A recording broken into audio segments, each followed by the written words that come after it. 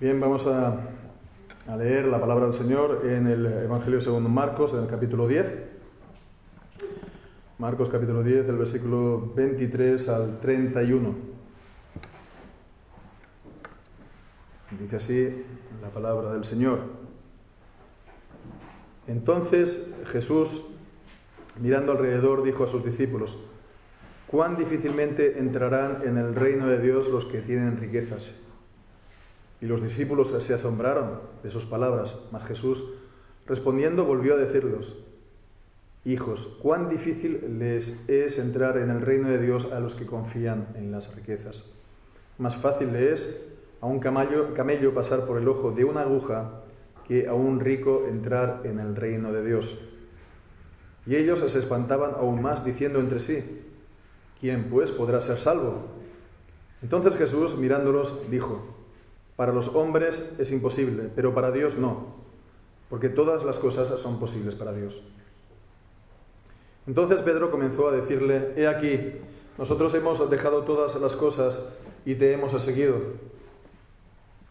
Y respondiendo Jesús dijo: «De cierto os digo, que ninguno hay que haya dejado casa, o hermanos, o hermanas, o padre, o madre, o mujer, o hijos, o tierras, por causa de mí y del Evangelio, que no reciba 100 veces ahora, en este tiempo, casas, y hermanos, y hermanas, y madres, e hijos, y tierras, con persecuciones, y en el siglo venidero, la vida eterna. Pero muchos primeros serán postreros, y los postreros primeros». Amén. Y que el Señor bendiga su santa palabra. Amén. Pues la semana anterior, habíamos comenzado a ver este pasaje, el pasaje conocido como el de joven rico, la conversación que tuvo Jesús con él. Este joven que, era una persona dirigente, una persona respetada, una persona pues también con propiedades, rico, y él había hecho esa demostración exterior de respeto, sumo respeto, postrándose delante de Jesús. Y le preguntó qué tenía que hacer para tener la vida eterna. Y Jesús, entonces, lo veímos, ¿no? Lo confrontó con su sabiduría, esa pretensión que el joven rico tenía de poderse ganar el derecho a la vida eterna por su conducta, por su comportamiento, por sus obras.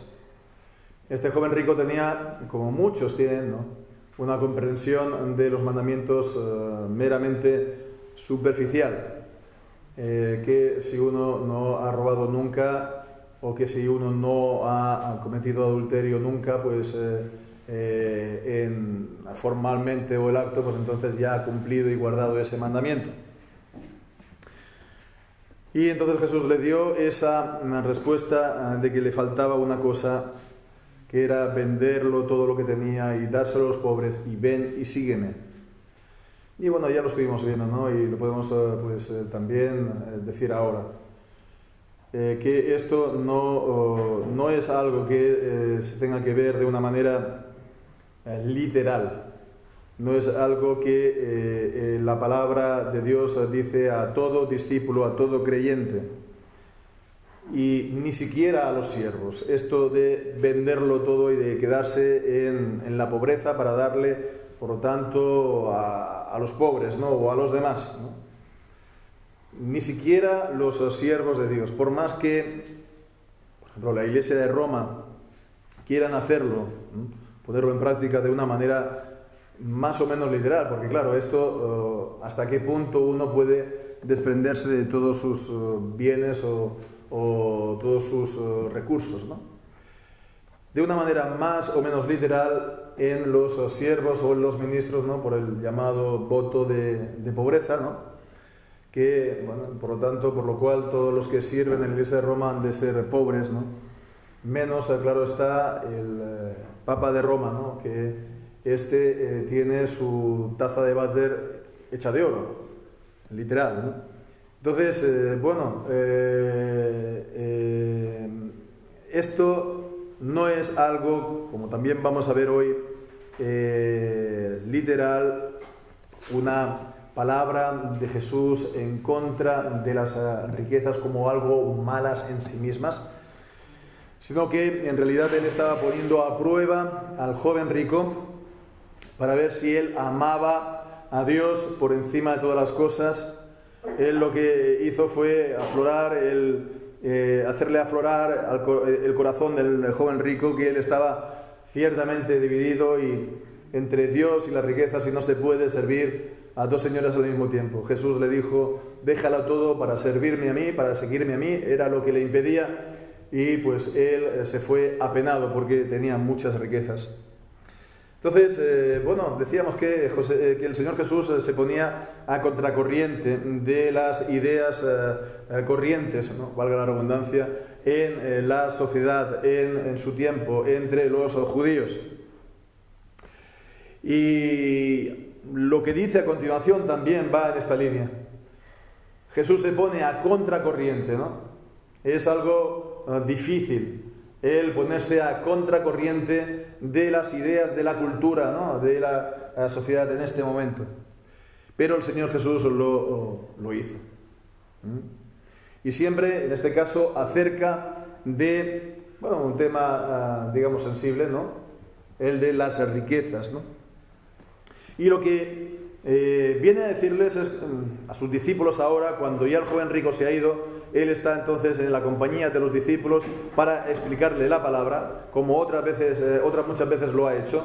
Pues entonces es como si los tomara de la mano y los fuera guiando, ¿no? Primeramente, lo que va a decir los guía al asombro. Los discípulos no salen de su asombro al oír lo que está diciendo Jesús, y después los lleva al cuestionamiento, a que ellos se cuestionen a sí mismos a la luz de lo que Jesús decía, a la luz de su palabra, y por último los guiaba también al consuelo de los discípulos por su actitud y su relación con el Señor Jesús. Entonces vamos a ver estas tres, podemos decir, fases que vemos en este relato, ¿no?, en esta conversación de Jesús con los discípulos, comenzando entonces en el versículo 23.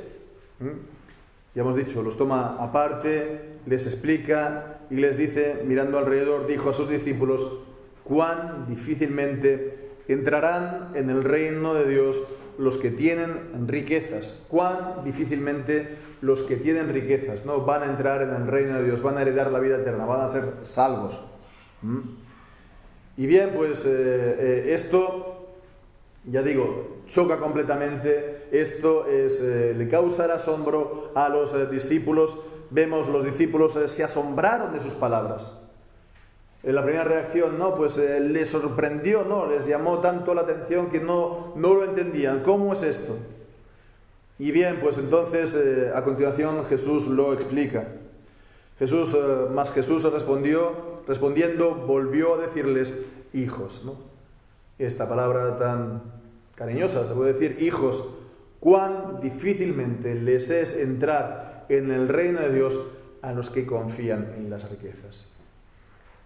Cuán difícil les es para ellos, no es una dificultad para ellos, ¿no? La dificultad está en ellos, ¿no? Dice, ¿a quién? A los que confían en las riquezas. No, entonces Jesús lo está explicando. El problema no es tanto el tener riquezas, ¿no?, tener abundancia, por lo tanto, de bienes o de recursos, ¿no?, sino el problema está en confiar en ellas en lugar de Dios. Y esto es importante porque hay un grave, peligro de mal interpretar estas palabras de Jesús. Estas palabras de Jesús aquí y en otros lugares también del Evangelio, en el sentido, como ya he dicho, de ver como que las riquezas en sí son malas, son un mal en sí, que un hombre no tendría o no tiene derecho a tener riquezas. ¿Qué es al final riquezas? Bueno, pues más o menos, pero es tener, digamos, una abundancia, ¿no? Más de lo que él es a uno necesario o digamos, sí, necesario, ¿no? Que tiene pues para cubrir sus necesidades y aún más, ¿no? Entonces, bueno, pues estamos también hoy en día en una mentalidad y en una cultura que ciertamente cada vez más está viendo esto, ¿no? El tener suficiente y aún más, ¿no? De recursos, ¿no? O de bienes como algo malo, como un mal moral, ¿no? Como un mal moral. Además, esto se mezcla con ideas preconcebidas o ideas que más o menos a uno le puede sonar de la Biblia, esto que dice aquí Jesús, ¿no? O pues que en el libro de los Hechos los cristianos vendían las posesiones y ponían todo el dinero en común, ¿no? Y entonces, bueno, entre esto y ciertamente lo que estamos viendo hoy en día, en la actualidad, ¿no? Pues en el sentido de que, bueno, verdaderamente cada vez más las ideas socialistas, o mejor incluso comunistas, son las que rigen hoy en día en nuestras sociedades occidentales, es decir, aquellas que teóricamente pues defendían las libertades y por lo tanto la libertad de economía, etcétera, etcétera, ¿no? En un régimen, pues sí, capitalista, ¿no? Es decir, de mercado, ¿no? De libertad de mercado. Entonces, bueno, hemos tenido estos 3 meses que hemos estado todos en casa, hemos retransmitido cultos por internet, etcétera, y salimos de la pandemia y nos estamos pues dando en cuenta ahora lo que está ocurriendo, por ejemplo, en Estados Unidos, ¿no? Que pues están tirando las estatuas de los padres fundadores del país y realmente es una digamos revolución, sí, socialista, ¿no? Eso no quiere decir que vayan a lo mejor pues, a conseguir el gobierno, pero sí en cuanto a las ideas, así en cuanto a la mentalidad. Esto es una auténtica revolución que está sacudiendo sí, los cimientos sobre los cuales está basado la nación de Estados Unidos, que es la que está, pues sí, tiene la primacía, ¿no? Dirige el mundo, ¿no? Por lo menos hasta ahora. Además de la pandemia, que esto va y el confinamiento sobre todo, que va a traer pues el cierre de muchos y bueno, que solamente va a quedar el Estado. Va entonces a generalizar la pobreza y solamente queda el Estado pues para bueno, pues, ¿no? En el más puro estilo socialista. Entonces, digo, estamos en un momento, en un giro dramático realmente en nuestras naciones, ¿no? Y cada vez se emplean más pues expresiones, ¿no? de un carácter, de una impronta, digamos, pues eso, marxista, ¿no? Racismo sistémico, ¿no? Cuánto lo veces se escucha estos días, sistémico, de sistema, ¿no? La idea de sistema es marxista, ¿no? O justicia social, ¿no? Justicia social, vale, muy bien, hay que ser justicia, pero ¿qué es lo que determina la justicia en la sociedad? ¿En base a qué o qué criterios y quiénes lo hacen? Estamos de acuerdo, pero ¿quién determina lo que es justo en la sociedad, ¿no? Nosotros lo tenemos claro, que es la palabra de Dios, la Biblia, ¿no? Con toda su autoridad, porque Dios es justo, Dios es la justicia y todo lo que nos dice la Biblia es la justicia. Y la Biblia también habla en cuanto a la sociedad y todo esto, ¿no?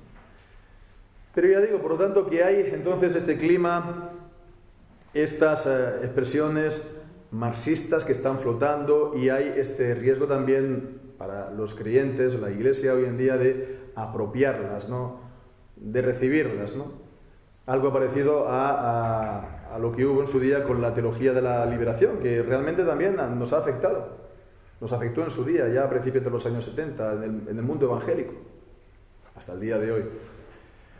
Entonces, digo que el problema entonces sería pues en base a este pasaje pues nos pusiéramos a predicar que las riquezas son malas y hemos de estar entonces aquí pues apoyando la redistribución de las riquezas por parte del Estado, ¿no?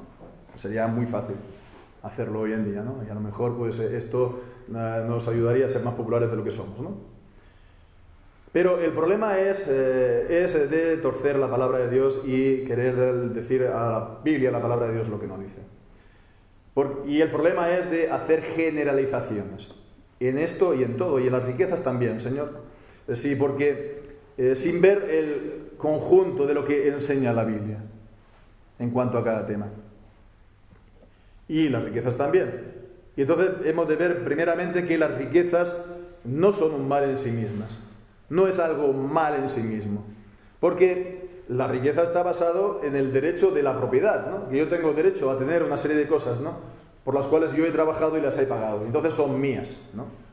Y si he podido pues trabajar y pagar por más cosas y tengo más cosas, pues siguen siendo mías y sigue siendo correcto y sigue siendo bueno. Entonces las riquezas está basado en un derecho de la creación, ¿no? Está basado en el trabajo de uno, que es una ordenanza de la creación, y pues de eso viene la riqueza, y la riqueza se transmite después por la familia, la herencia, y la Biblia pues nos enseña una y otra vez, sobre todo en el Antiguo Testamento, pero no exclusivamente, también acerca de esto, ¿no? Bien, pues fijémonos, ¿no?, que en el Antiguo Testamento Abraham era una persona rica en ganado y en bienes, Isaac, Jacob también. Tenemos las promesas de bendición en Deuteronomio 28, ¿no?, de abundancia de bienes, de riquezas, de que Israel iba a ser cabeza y no por cola. El Salmo 122, por ejemplo, ¿no?, que el Señor promete a los que temen a Él y a los fieles que van a tener riquezas, que van a estar bien en la tierra. El libro de Proverbios. El libro de Proverbios es uno de los temas, ¿no?, principales del libro de Proverbios, que las riquezas va a ser una de las bendiciones a aquel que teme a Dios, del temor a Dios. Y esto pues incluye, por supuesto, una vida laboriosa y no entregarse entonces a placeres y a dilapidar el dinero pues en vino, en fiestas, en vacaciones o lo que sea, ¿no? Entonces, vemos, son lo que podríamos decir los valores, podríamos decir tradicionales de nuestros países, ¿no? De todos nuestros países occidentales, ¿no?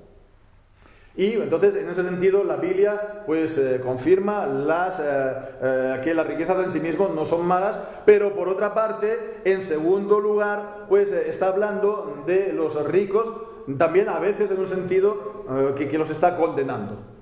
Hay condena a los ricos, pero no por ser ricos, sino por ricos opresores. Booz fue un rico justo y que pues utilizó sus riquezas para hacer el bien. Sin embargo, también están los ricos opresores, es decir, que aquellos que no pagan el salario a sus trabajadores o que le dan un salario escaso, de miseria o de lo que sea, o que aquellos que no hacen caso a las provisiones de la palabra de Dios, de la ley, acerca de la propiedad, no de los demás, que no se podía quitar la heredad de los demás. Y que si te hacías con ella, pues entonces en el año de la restitución, cada 7 años, o después del jubileo, cada 70, le tenías que devolver las propiedades a cada uno. O que no era lícito la usura entre hermanos, entre los hijos de Israel. Entre aquellos que, como dice Isaías 5, acumulaban casa a casa, ¿no? Hasta quedarse toda la tierra a ellos, ¿no? Tenemos también el caso de Amós, ¿no?, la condena de los ricos, o en el libro de Lucas tenemos ahí el Lázaro y rico. El rico es el que se encuentra en el infierno, pero no, ya digo, porque por el hecho de ser rico, sino por su pecado, ¿no?, siendo rico. Lo mismo también en la carta a los Santiagos, ¿no? Ahora pues rico, aullad, ¿no?, por las miserias que os vendrán, vuestras riquezas están corrompidas, ¿no? Habéis estado atesorando riquezas para el fin de los tiempos. Así pues vemos que sí, a las riquezas están vistas en un sentido positivo, pero también se puede corromper y hay pecado en ellas, ¿no? Y lo mismo también pasa con los pobres. Lo mismo también pasa con los pobres.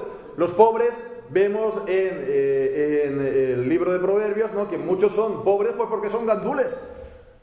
Son gandules porque no trabajan lo suficiente o porque llevan una vida pues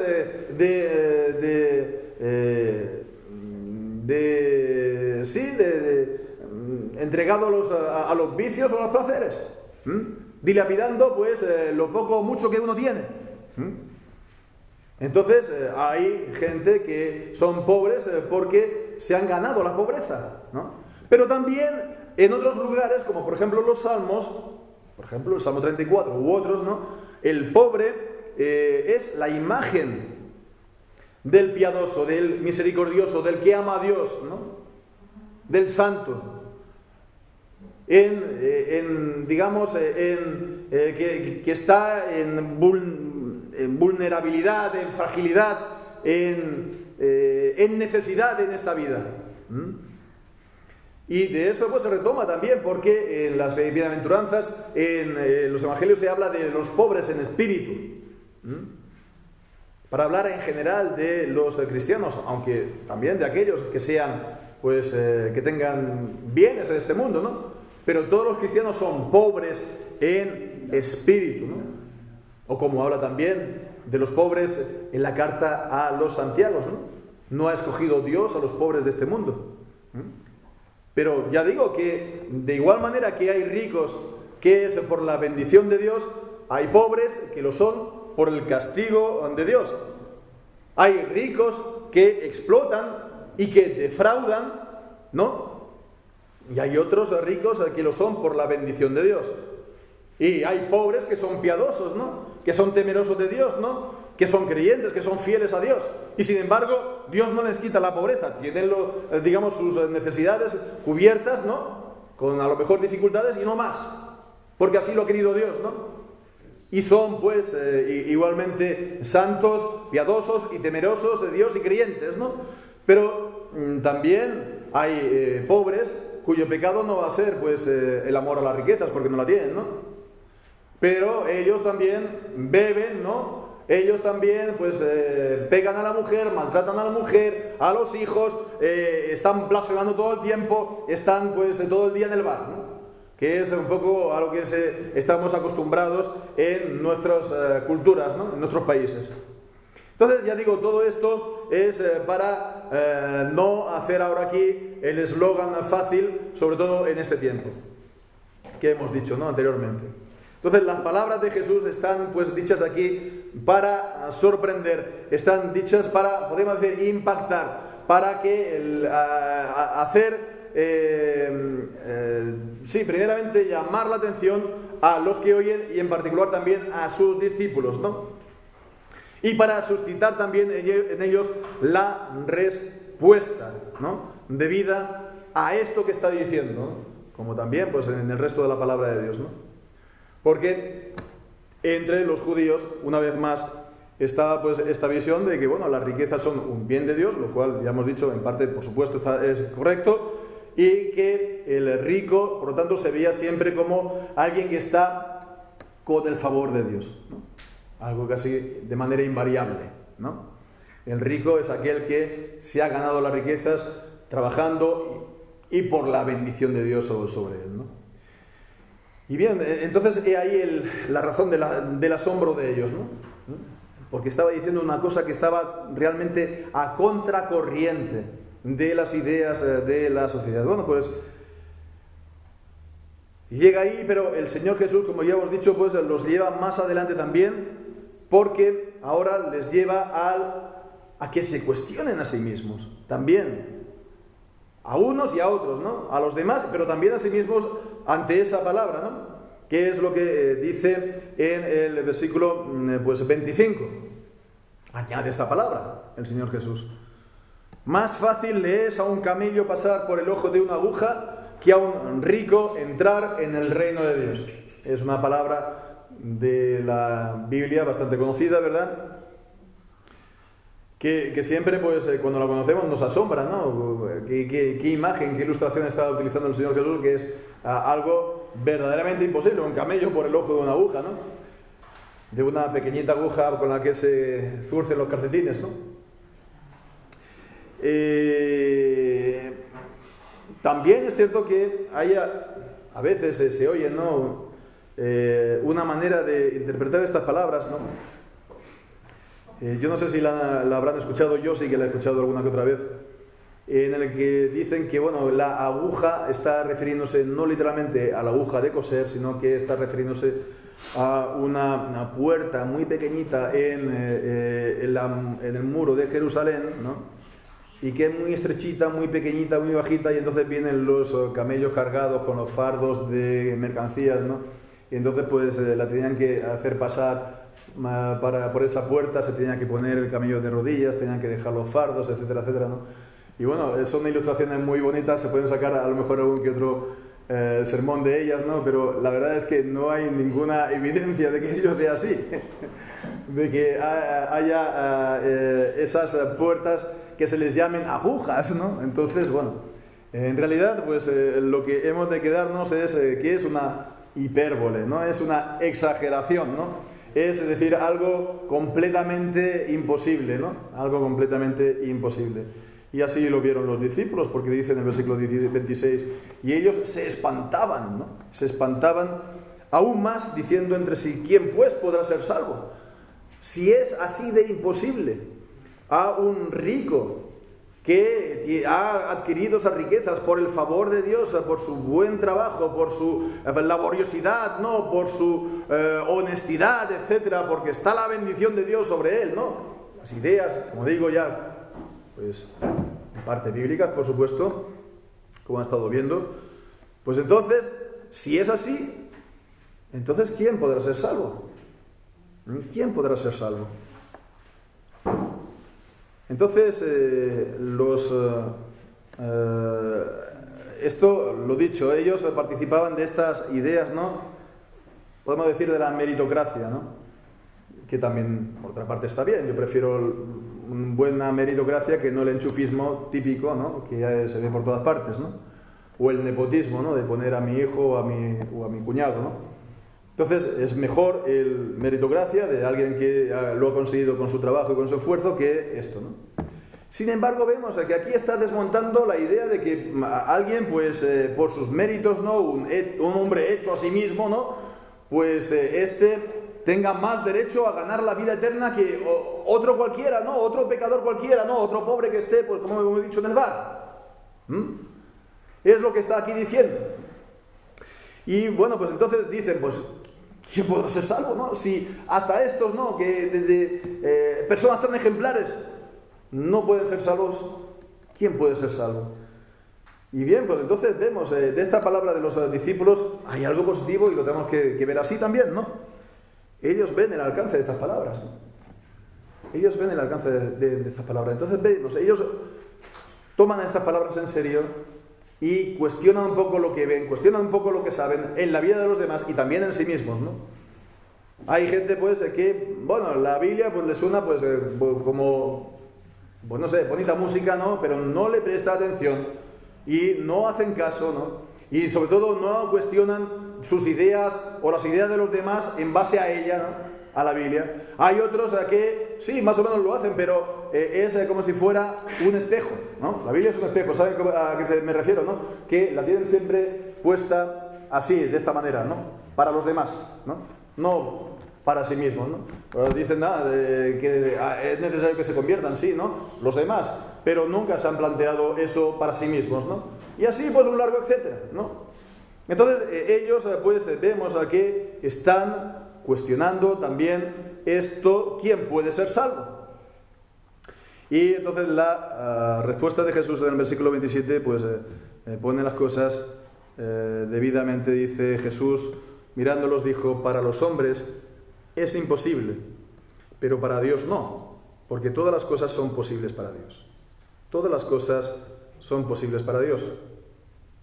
Por las obras, entonces, por el buen comportamiento, por la buena conducta, por todo esto, pues es imposible. Para los hombres es imposible. Por los méritos es imposible. Por la meritocracia es imposible. Por la vida honesta es imposible. ¿Por qué? Porque si Dios tuviera que salvar en base a todo esto, pues, recordémonos entonces lo que dice Eclesiastés capítulo 7 y versículo 20, que ciertamente no hay hombre justo en la tierra que haga el bien y nunca peque. No hay un hombre justo que viva toda su vida en todo momento haciendo justicia y que no haya cometido nunca un solo pecado. Así pues, si es por méritos, ¿no? Si realmente ha de ser por méritos y realmente ha de ser, por lo tanto, por el buen comportamiento de uno, pues entonces hay que hacer las cosas en serio. No vale esto de hasta cierto punto los méritos y hasta cierto punto no. Si cuenta los méritos, ha de ser por méritos. Y si es por méritos y es por obras, uno se ha de poner entonces enteramente a cumplir la ley, ¿no? Enteramente. Y entonces uno ha de recibir la salvación como respuesta o como salario, ¿no? de su comportamiento, ¿no? Tiene que guardar la ley, y eso significa que tiene que guardar toda la ley, y eso significa que la tiene que guardar siempre, y que si hay un pecado se hace culpable de toda la ley, porque has quebrantado el principio, ¿no? Has de guardar, de ganar la vida eterna por las obras de la ley. Entonces, como eso es imposible para los hombres, como no hay ni un solo hombre que siempre haga el bien y nunca peque, entonces es imposible para los hombres. Y eso significa que todos los hombres, por naturaleza, están bajo la ira de Dios, porque están bajo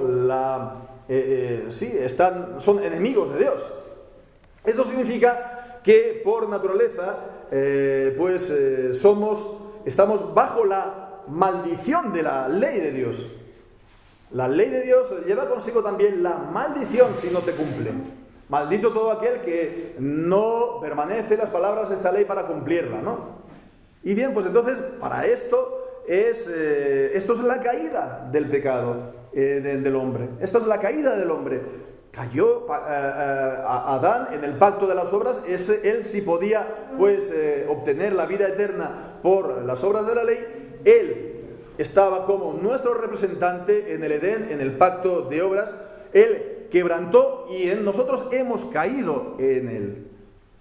Nosotros pecamos con él en su pecado. Y por lo tanto,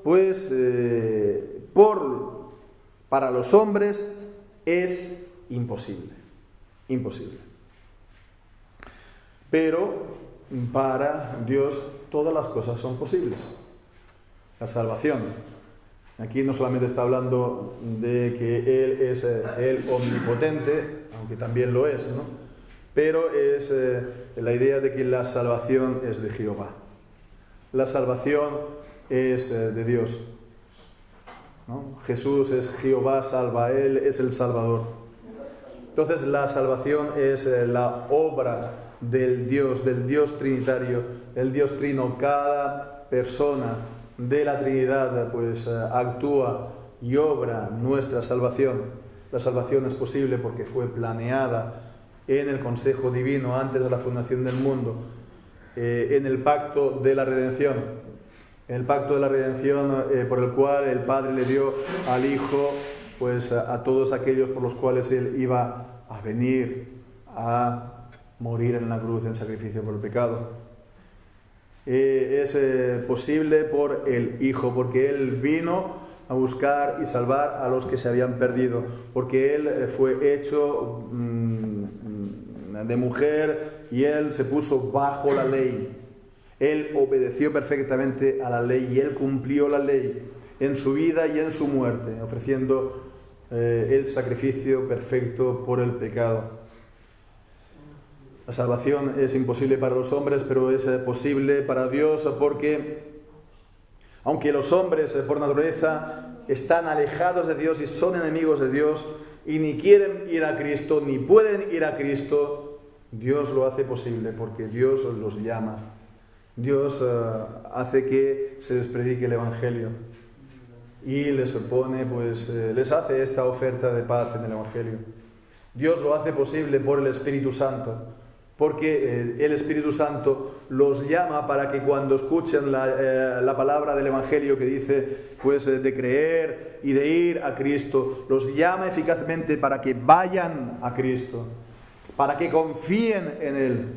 Les quita el corazón de piedra y les pone uno de carne, para que ellos vayan, y son ellos que van voluntariamente, pero por la obra de gracia del Espíritu en sus corazones. Por eso somos salvos. Si Dios no nos salvara, no habría ni una sola persona salva. Y este es el gran error de nuestro tiempo, entre otras cosas, ¿no? De pensar que el hombre puede llegar a ser salvo, digamos, por su buena voluntad, ¿no? Por obedecer más o menos, ¿no?, su conciencia, ¿no?, la luz que él ha recibido, ¿no?, la enseñanza que él ha recibido en su familia o en la sociedad, ¿no? O bueno, si está en otras religiones que no la cristiana, ¿no?, si él es sincero y él se esfuerza haciendo el bien a los demás, ¿no?, observando los preceptos de su religión, pues entonces él al final será salvo. Y esto es una herejía que se llama pelagianismo, ¿no? Un pelagianismo que es antigua, casi como el cristianismo, ¿no? Y que viene a decir que la salvación la puede obtener el hombre por sí sola. Y no ve, por lo tanto, el pecado original, ni cómo ha completamente arruinado al hombre. Pero tampoco ve el estado de condenación de todos los hombres en Adán, ni ve que fue completamente necesario delante de Dios que Cristo viniera para hacer satisfacción de su justicia, para que su ira por el pecado de su pueblo fuera satisfecha por su sacrificio perfecto. Es de esa manera que puede ser salvo. Y es de esa manera como así se manifiesta la justicia de Dios. Dios nos salva y es una obra también de justicia. Una obra de justicia en Jesucristo. Así, por lo tanto, vemos que lo que nos está aquí llevando de Dios es poner nuestra mirada, Jesús es poner nuestra mirada en Dios solamente para nuestra salvación. Pero su palabra va más allá y en tercer lugar les da una palabra también de consuelo, un consuelo para los discípulos. Los discípulos hemos dicho que se habían cuestionado en un sentido, pero ahora vemos también en el otro, porque dice en el versículo 28, dice: entonces Pedro comenzó a decirle: he aquí, nosotros hemos dejado todas las cosas y te hemos seguido. Lo que le había dicho al joven rico, ¿no? Ellos se habrían visto que sí, que es imposible, por lo tanto, para los hombres. Pero hemos hecho lo que tú le dijiste al rico, nos lo dijiste a nosotros y nosotros te hemos seguido. Y bueno, algunos tenían un negocio lucrativo, como Mateo, ¿no? Leví, que era el cobrador de impuestos, era publicano. Otros eran honrados trabajadores, ¿no?, que se esforzaban con el sudor de su frente para traer la comida a su familia, ¿no? Pedro, Juan, Andrés y todos los demás. Todos ellos tenían familias. Y sin embargo, todos ellos pusieron a Jesús por delante de sus familias y delante de sus trabajos incluso, y pusieron la primera prioridad, la prioridad principal, por supuesto, a Jesucristo. Y todo lo demás viene después, ¿no? La lealtad que puedan tener, ¿no?, las amistades que puedan tener, ¿no?, la filiación, ¿no?, el amor también de hijo a los padres, etcétera, ¿no?, las perspectivas en la vida, las aspiraciones que podrían tener, ¿no? Entonces ellos lo dejaron, ¿no?, lo abandonaron para seguir a Cristo. Y esto es una cosa también importante, porque la salvación es algo, como hemos visto, una obra de Dios, ¿no? Pero vemos que esa salvación también para nosotros se manifiesta de alguna manera, ¿no? O esta salvación, podemos decir que para nosotros pues también, no voy a decir que nos cuesta, porque se puede entender esto en el sentido de que nosotros lo estamos pagando, ¿no? Pero nos podemos preguntar si nosotros, el creer en Dios, creer en Cristo o por el Evangelio, esto no nos ha costado nada. Si no hemos dejado nada en nuestra vida, si no hemos dejado, pues, a lo mejor proyectos que teníamos para nosotros muy grandes, ¿no? O, pues, que no hemos dejado amistades, ¿no? Antiguas amistades que estaban muy bien con nosotros y ahora no están tan bien cuando nos ven, ¿no? Si no ha cambiado nada en este sentido, si no hemos dejado nada, ¿no? Nos podemos preguntar, bueno, verdaderamente, ¿no? Si es cierto, ¿no? Nuestra fe en Cristo, ¿no? O hasta dónde llega.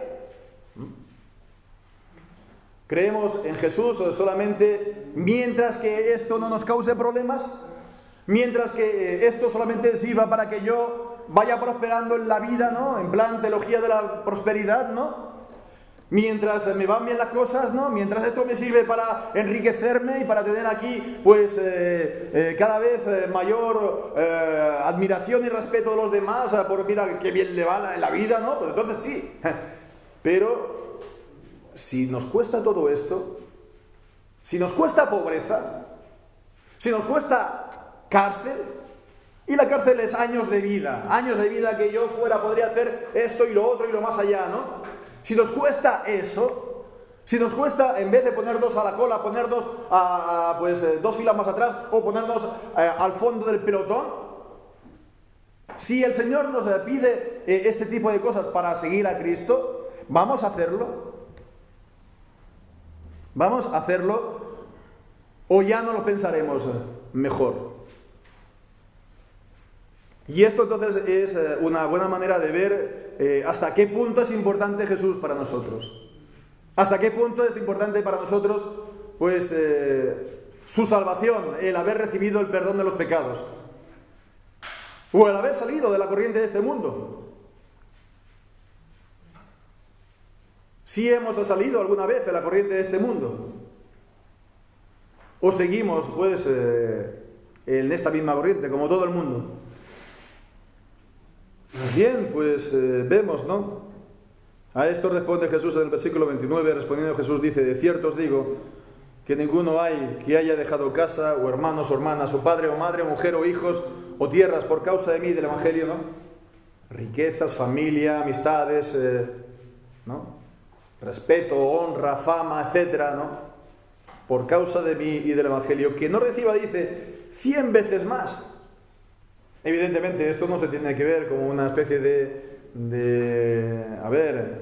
condiciones para hacer digamos un buen negocio con Dios, ¿no? Yo hago esto y voy a recibir 100 veces más, ¿no? Vendo una casa, la doy a la iglesia y ya puedo contar 100 veces más, ¿no? Y entonces, bueno, alguien puede verlo así, de esta manera, ¿no? No, esto no es hacer negocios con Dios, no, yo doy el diezmo para que se me multiplique, ¿no? Como por arte de magia, ¿no? Muchos lo ven así, hemos hablado, conocido gente así, ¿no? Es una especie de inversión. ¿Ah? Yo te doy para que Dios me dé más, ¿no? No es eso, es que bueno, el Señor, si tú pones a Dios como tu principal y única, pues lealtad en esta vida, y por eso tienes que asumir pérdidas o recibir pérdidas, o pierdes, ¿no? O lo dejas o lo abandonas, pues el Señor te va a colmar. Lo de 100 veces, veámoslo, que es una manera también de hablar como el ojo de la aguja, ¿no? 100 veces, ¿no? Es decir, para decir que te va a colmar, te va a llenar, ¿no? Va a hacer que te olvides completamente de lo que has dejado, porque vas a tener tanto que vas a estar pues realmente dichoso. ¿Cómo? ¿De qué manera? Pues evidentemente en la compañía de los que siguen a Jesús. Si has dejado familia, pues vas a encontrar padres y madres y hermanos y hermanas y primos y lo demás en la comunión fraternal. En cuanto a las cosas de este mundo, el Señor es poderoso para hacer, como dice Filipenses, que sobreabundemos en todo bien, ¿no? Para teniendo también todo lo que es necesario, podamos también participar en toda buena obra. Eso sí, dice, con persecuciones. Algunos lo ven esto como parte de la recompensa que promete aquí Cristo. No es tanto esto, creo, sino es más bien el pensar que, bueno, vamos a tener estas bendiciones y a pesar de estas bendiciones, bueno, pues, vamos a tener este rechazo o esta oposición en el mundo, porque todavía no es el cielo, todavía no es el fin. Digamos, no es este nuestro lugar último. Aunque nos haga prosperar mucho, nuestro lugar es con Cristo, como dice Filipenses 1. En todo caso, vemos, podemos quedar entonces también con esto que hemos visto, este proceder de Pedro y de los apóstoles, ¿no? Es imposible, ¿no? Pero nosotros hemos hecho esto. Es imposible, pero nosotros lo hemos dejado todo. Imposible ser salvo, pero lo hemos hecho. Entonces, cuando uno ve las marcas también de la gracia, las evidencias de la gracia, de la obra de la gracia en nuestras vidas, pues también lo hemos de poder decir. Y en definitiva, pues vemos cómo todo esto nos muestra el uso, la eficacia de la palabra en nuestras vidas, ¿no? Cuando la palabra nos da advertencias, ¿no? Advertencias, incluso podríamos decir amenazas a veces, ¿no? Pero advertencias, ¿no? Pues apliquémonosla.